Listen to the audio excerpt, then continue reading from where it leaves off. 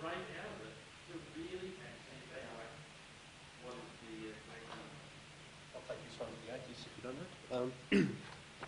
I'm often accused of being closed-minded because I get into these sorts of discussions with my family and relatives and friends on a regular basis.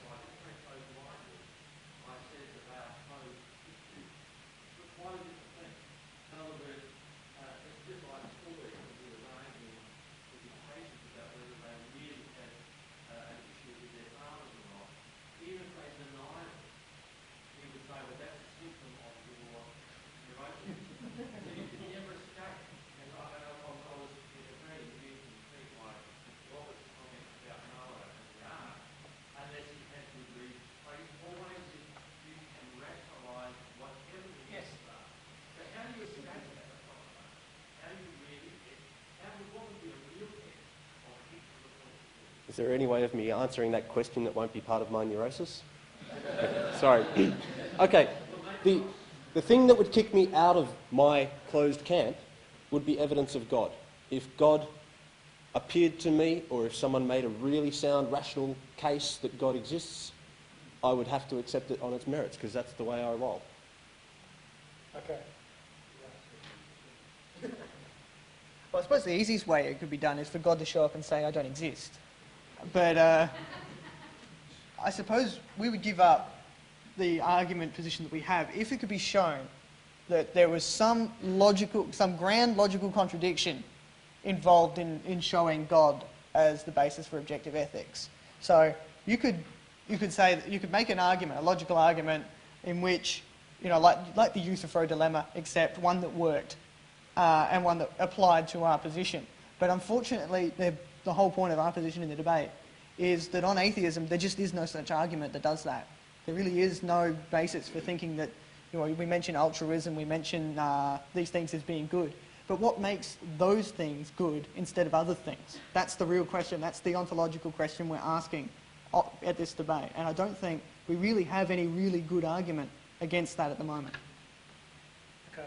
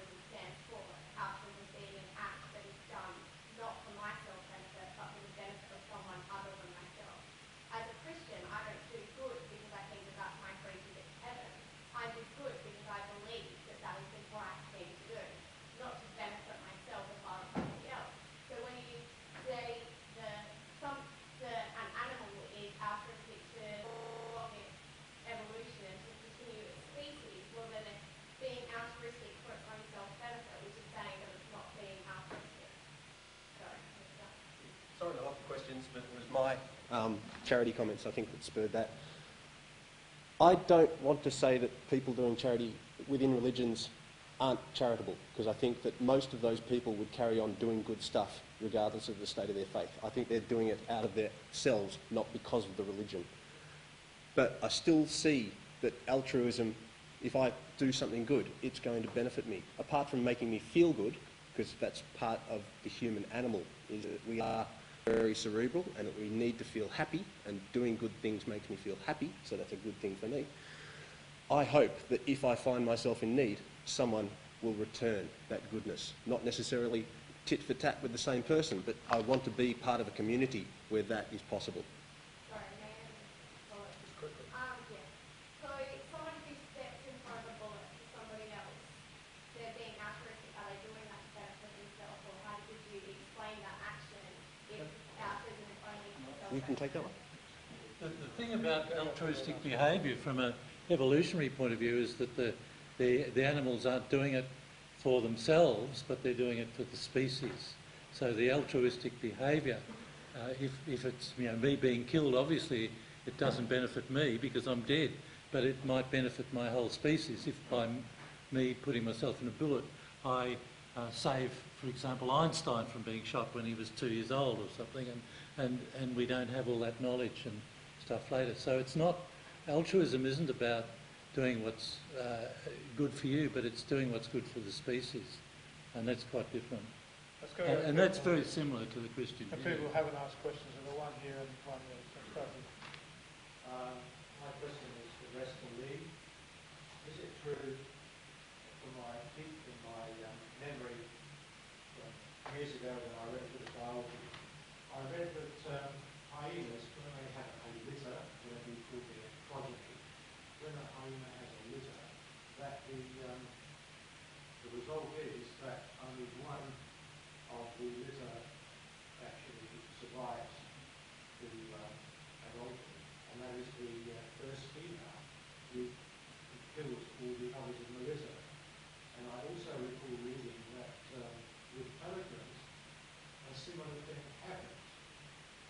Now, we all know, of course, that in prides of lions, there are one or two males, normally a couple of males, who are the leaders, the alpha males, if you like. And they're alpha males until such time as males from another pride, or another pride of lions, lone males, come and fight them and defeat them, in fact kill them. Now, given all this and lots of other conflict, intra-species conflict, would you not agree that in fact in the animal world there is far less altruism than there is altruism? Yes, I would agree with that, but I think you've misconstrued my point. My point was only to illustrate how it was possible for altruistic behaviour to be present in an animal, we're animals, without recourse to divine intervention. That was my point. I wasn't trying to imply that we can argue that because animals behave in this way, we also have the right to behave in that way. No, but just merely the fact that it can be present without the intervention of God. Oh, okay. I believe I'm just an animal, I'm an atheist, I wrong believe I'm just an animal, and in fact humans behave very much in terms of their interspecies behaviour towards one another, especially humans of one religion towards another religion, behave very much just like other animals. Okay. Question over here. Please. Right at the beginning of your talk, Yes. I believe you said, I think quite catchy, you might clarify for me, that you said we all have an intuitive sense of morality, and we have beliefs about what is right and wrong. So we may be right or we may be wrong. What actually defines what is right and wrong about our moral values? Essentially, there's more to some sort of ethical or existential. Yeah. I think the comment about intuitive ethics was actually not my own. It was a quote from Jonathan Haidt, who has discovered these 5 factors that interact. I think that's it. I was focusing only on the good because that is the topic of the debate, is that can there be good without God? I've totally forgotten your question. Sorry. You said our values may be right or they may be wrong. Ah, yes. How do you actually define what is right and what's wrong? You're saying I'm trying to get the sentence where Yes. Oh, I'm having a total mental blank.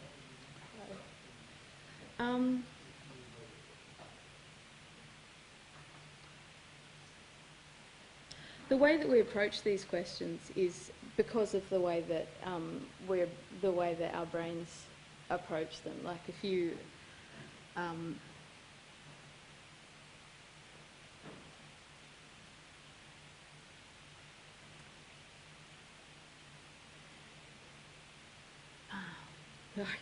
sorry. Let's go. One last question, and we'll go to the prize, unless. Well, just a quick one, because you have a go. How do you know God is love? I've got the quote here from the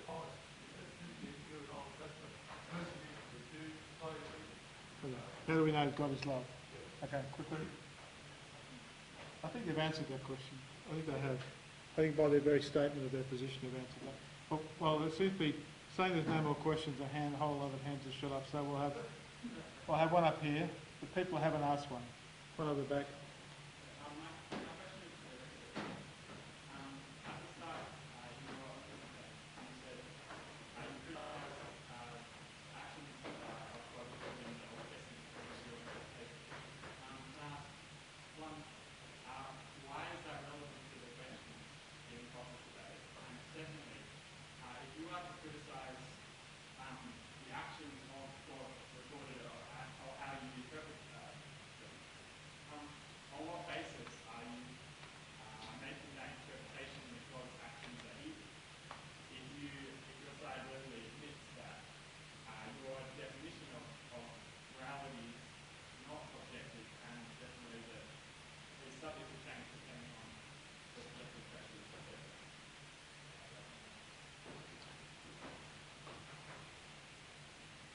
Our human morality comes from the fact that we're humans, and where are you? Oh, there.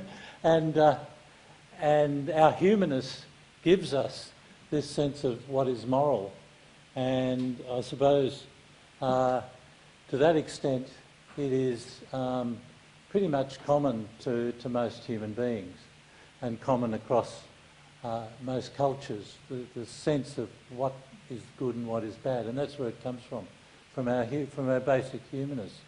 To say the proposition is being advanced that in order to be God, be good, we need God. And my question was, well, if that's the case, we need to examine God as he's portrayed by the people